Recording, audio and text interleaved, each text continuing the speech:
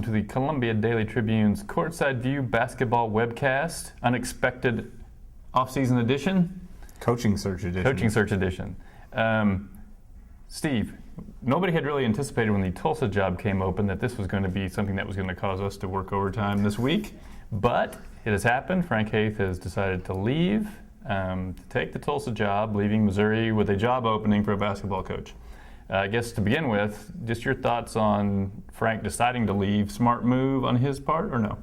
Well, let's first start. I mean, what's more stunning, the fact that Frank Haith was hired 3 years ago and the surprise we all had then, or that he's leaving now? I think it's pretty close.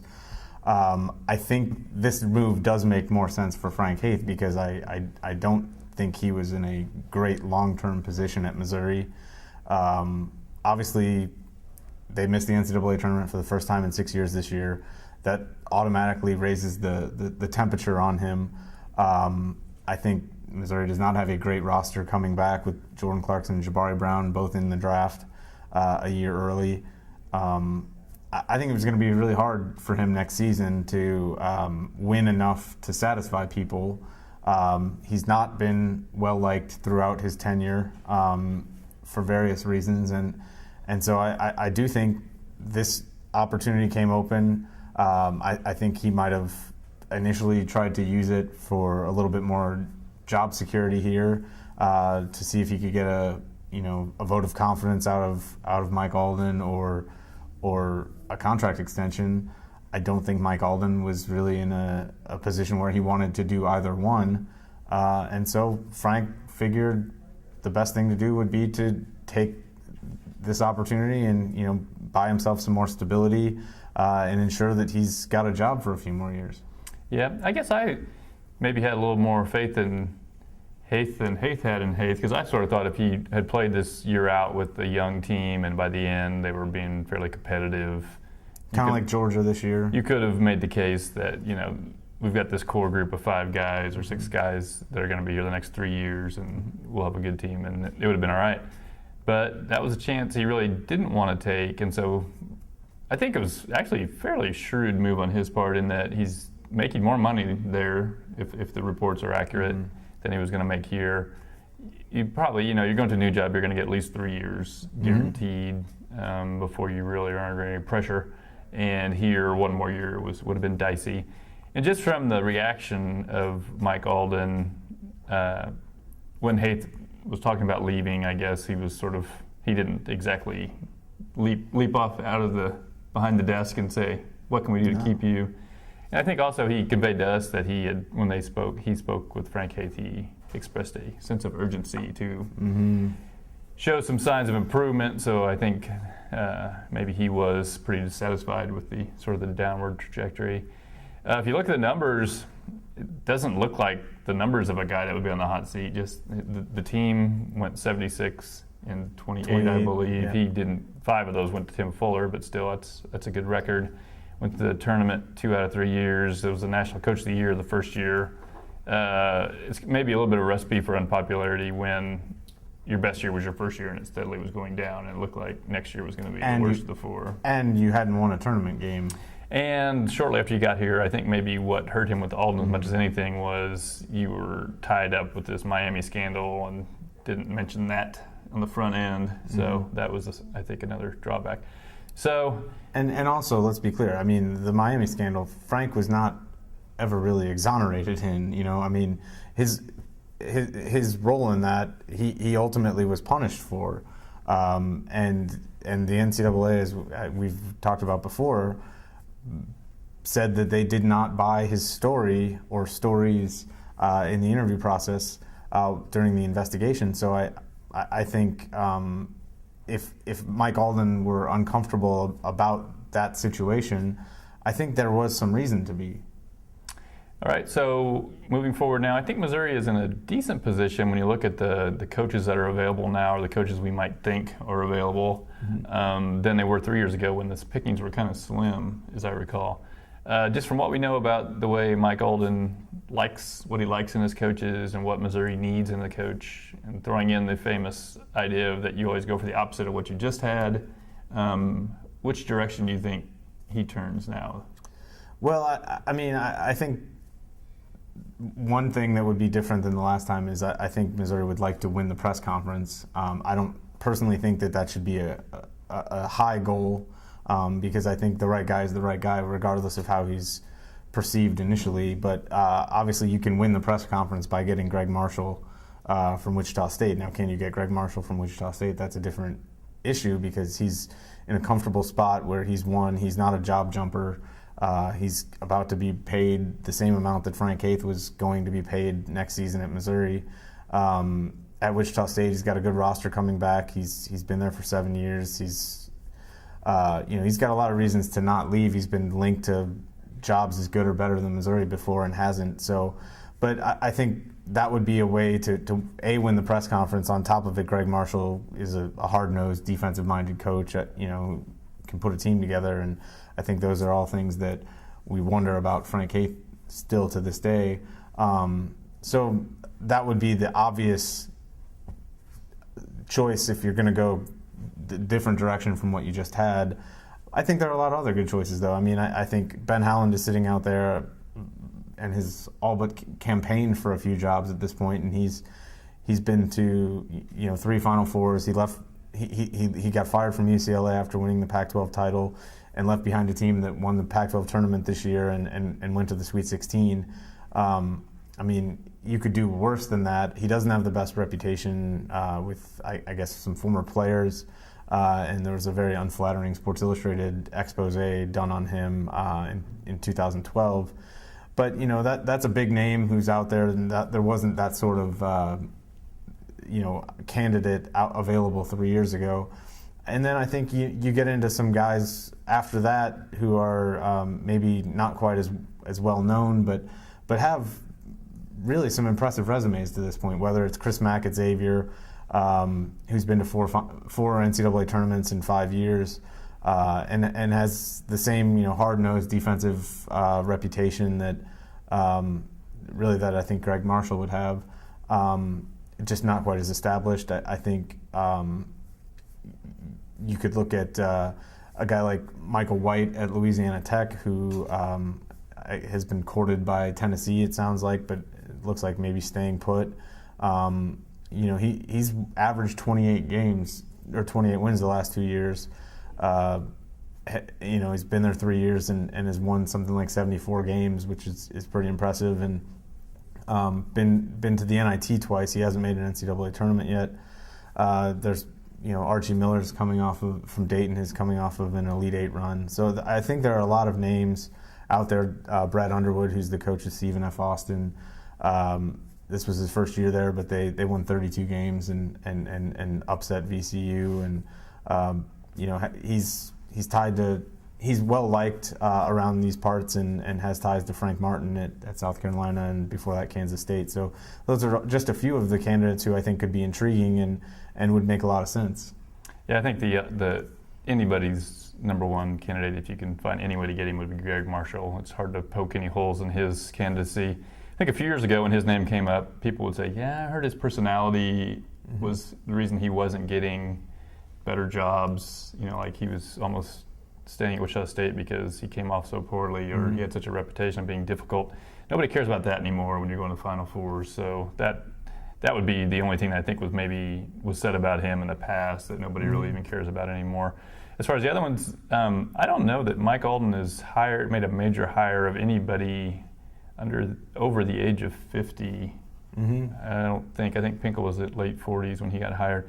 So you're talking about Howland as a guy, I think he's 56, another name about to be 57 of a coach that has been mentioned is Tim Floyd at UTEP, who's been a very successful coach, has had a few brushes with the NCAA, but I think is a winner and would win here. He's 60 though, so it depends on how long you envision these people staying. So that's another thing. And the name that I know a lot of fans are interested in, Kim Anderson, is 58, soon to be 59. So that. He's got a few things working against him, and age might be one of them. So that would be those. Now, with a guy, I think an initial intriguing candidate was Louisiana Tech, Michael White. The one concern I would have with him is he is an alum of Ole Miss. He coached at Ole Miss for 7 years as an assistant. If the Ole Miss job comes open, it seems like Andy Kennedy is perpetually sort of on either side of the hot seat. Does that become a Mike Anderson to the Arkansas situation where you're constantly monitoring one job where you might lose him to? So that might be a slight drawback with him, although he's got a good record. I like Chris Mack. I think that's a guy that I think he has slowed down a little from his first 2 years. So you can always argue that he was just winning with Sean Miller's players and he slowed down a bit. That would be the drawback with him. But they missed the tournament last year, got better this year, went back to the tournament, and he's got a young team. I mean, he's got a lot of sophomores and juniors who are coming back. So Xavier should be good again next season in the Big East. And so I do think he would be a particularly attractive candidate. He's another guy though, like Gregg Marshall, whose name has been floated for jobs, and he's stayed put. So, he was linked to the Tennessee job when Cuonzo Martin got it, and didn't go there. I think he's been linked to Wake Forest and Cal this year and stayed put again. So I don't know if he's a guy that you could get away from Xavier, which is his alma mater. But obviously he's in his young 40s. Has a good resume. I think he would definitely be a solid choice. Donnie Tyndall of Southern Miss is the man I'm beating the drum for. He's my Twitter buddy. He coaches solid defense, rebounding. Missouri got a taste of team he brought here looked pretty good. Pretty salty. They were tough. Not overly talented, but he got the most out of that team this year to share the Conference USA title, and they come here and are the first team non-conference team to beat Missouri at Mizzou Arena since 2005. They ended up losing the next game to Minnesota, who ended up winning the NIT. But yeah, he's had a good year. He hasn't been there that long, but he's done a good job with that program in 2 seasons. And I think he's another name who could be connected to Tennessee, and that could be happening before Missouri would get around to really giving him serious consideration. Okay, then. As far as a few guys that at least tangentially Alden's had a little history with, Matt Painter obviously was a candidate the last time around. I don't think he's a guy that we're getting much buzz on this time. No, his star's fallen a bit, and also the fact that he kind of did leave him at the altar last time. Yeah, I know that there are people in Missouri's athletic department who still like him a lot, but I think for the reasons you just said, he's coming off back-to-back losing seasons at Purdue. They haven't had a winning season since Robbie Hummel's 15-year career ended at Purdue, and I think the fact that he's in a good situation where he's being paid $2 million a year, in large part thanks to Missouri. His buyout is more expensive than it would have been before. I think Mike Alden and the Purdue athletic director have a pretty good relationship, and I don't know that Mike would want to pry his coach away, and all of those reasons and maybe more probably prevent that from happening. And then lastly, there could be no basketball coaching search without the Steve Alford moment. Mike Alden will always take a detour down Steve Alford lane. And so Steve, of course, just took the UCLA job last year, so that's probably off the table. But he does have an assistant that had a successful year at New Mexico, Craig Neal. Yeah. I don't know, 1 year as a head coach would be a little bit of a stretch, but we all are waiting for the Steve Alford moment. Yeah, just a rumor that Mike and Steve, or maybe Craig, are playing golf on a given day. It's happened before. I do think Craig Neal is somebody who's thought highly of in coaching circles, and as you said, he was with Alford for a while as an assistant and did a good job taking over that program this year. I think Brad Underwood's another guy who maybe would be more of a stretch because he's only been a head coach for 1 year. But those are names that maybe if enough other people tell them they're not interested, and there are reasons they wouldn't be. I do think Missouri's in a position to pay more money to this coach for the right guy than they were previously, because they're in the SEC now and have assurances that they're going to have more revenue at hand. I think. I think for that reason, this job could be more appealing. But I do think the roster that is in place is not especially appealing. There are a lot of question marks about Missouri next season, and I think if whoever the next coach is, they can't hang on to Jakeen and Gant and Naaman Wright, the 2 kids who signed in November. that coach could immediately be looking to fill 5 scholarships on next year's team. And, a lot was made of the scholarship situation and roster situation when Mike Anderson left 3 years ago, but it wasn't as bad as having to replace 5 guys off of your immediate first-year roster. So that could be something that dissuades people from looking at the job. All right, and then lastly, it's sort of a hot topic, I guess, because Missouri and Tennessee are both, at least as of this filming, both looking for coaches.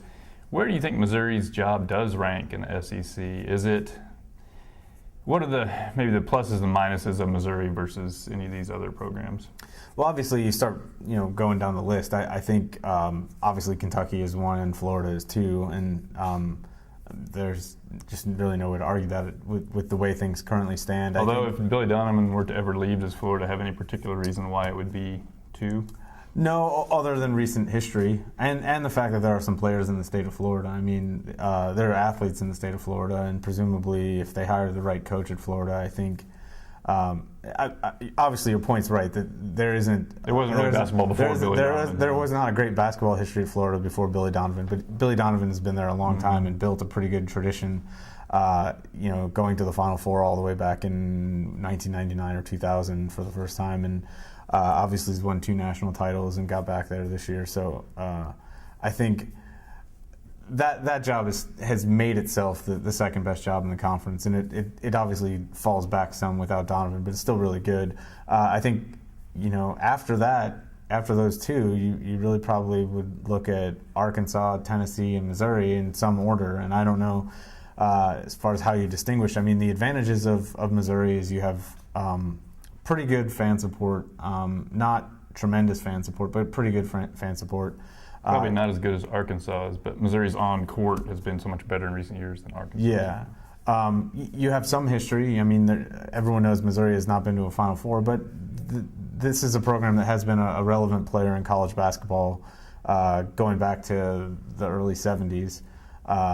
With Norm Stewart coaching and John Brown playing, I think that was kind of the start of where we think of Missouri now. And, not too long ago has been in the Elite Eight twice, in the last 15 years, and, was a 2 seed only 3 years ago. So I think you can win here. Can you win all the way? It's yet to be seen, but you can win. There hasn't been a conference title here since 1994, so that hurts it. On the plus side, you've got 2 big metropolitan areas to find some talent, and Missouri doesn't produce elite college players every year, but I would say every 2 to 3 years somebody pretty good comes out of the state, and if you can figure out how to get them to stay, you can have the basis for a pretty good team. Now, the last few coaches haven't done a good enough job doing that, although Mike Anderson did pretty well getting guys like Marcus Denman and Mike Dixon on the court and winning with those guys. So those are things that it has in its favor. And there isn't as much competition in the state of Missouri for players as there is in, say, the state of Tennessee, where you also have Vanderbilt, you also have Memphis playing at this level. Yeah, I think it's a 3 to 5 in the SEC program. You can order them however you like. I think Missouri probably has a little better tradition than Tennessee. I think for whatever reason, Tennessee is, well, I know the reason, but they've really recently developed a reputation of having unrealistic expectations. You might be able to make the same argument for Missouri fans without the fact they didn't have a petition that they signed. So they were, at least we'll give them credit for not going that far. But I think the argument some people will make against the Missouri is that they sort of expect you to be an NCAA tournament team, but they'll show up for Saturday conference games, and that's about it. The fact you're 2 hours away from these cities where a lot of your fans are, you play a lot of games in about a half-empty arena, so it doesn't, on any given night, it doesn't look like you're playing basketball in a hotbed. Now, I think if they got a coach they were excited about, that would change a little. I think you would probably get a huge bump in season tickets, etc. if Gregg Marshall suddenly was your coach. I do think also in Missouri's favor is facilities. I mean, Mizzou Arena is far from the nicest facility in college basketball, but it's in the upper third for sure. You know, that's still an asset for this program. You know, I don't know that their facilities are better than Tennessee's. You know, they've remodeled Thompson Bowling Arena, and it's very nice inside there. And you know, Arkansas is in the process of upping their facilities by building a practice gym. But you know, still, Mizzou Arena is something that would be attractive to potential candidates. All right, well, we'll join you again when Missouri has hired a coach to discuss the next era in Missouri basketball.